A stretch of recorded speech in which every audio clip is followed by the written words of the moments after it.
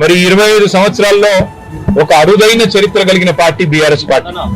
మొదటి 14 ఏళ్లు తన పోరాటంతో తెలంగాణ ప్రజలను ఐక్యం చేసి తెలంగాణ జాతిని మొత్తంగా ఎక్కడికక్కడ లక్షల సంఖ్యలో సమీకరిస్తూ వారికి తెలంగాణ రాష్ట్ర ఏర్పాటు ఆవశ్యకతను బోధిస్తూ అంబేద్కర్ గారు చెప్పిన విధంగా బోధించు, సమీకరించు, పోరాడు అన్నట్టుగా అడుగడుగున పోరాటాలు చేస్తూ ఢిల్లీ మెడలు వంచిన పార్టీ ఈ గులాబీ జెండా పార్టీ, ఈ బీఆర్ఎస్ పార్టీ.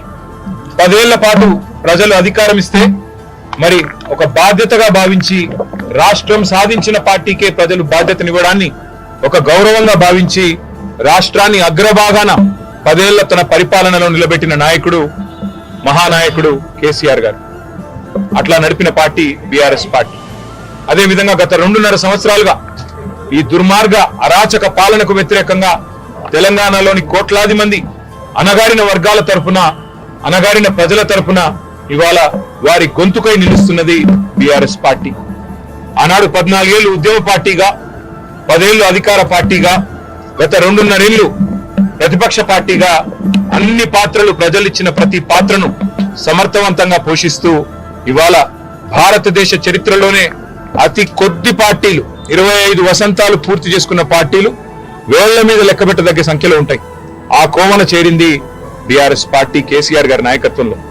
మళ్ళీ ఒకసారి ఈ రోజు పునరంకితం అవుతున్నాం.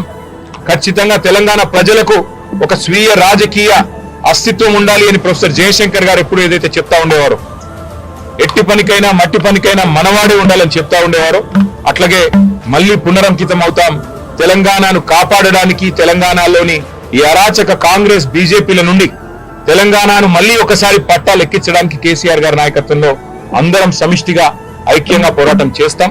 తప్పకుండా 2028వ సంవత్సరంలో తిరిగి మళ్ళీ తెలంగాణ రాష్ట్రానికి కేసీఆర్ గారిని ముఖ్యమంత్రి చేసేదాకా మేమందరం కూడా ఆయన సైనికులుగా, తెలంగాణ ప్రజల ప్రతినిధులుగా, తెలంగాణ బలగంగా, తెలంగాణ దళంగా కలిసికట్టుగా కదం తొక్కుతాం.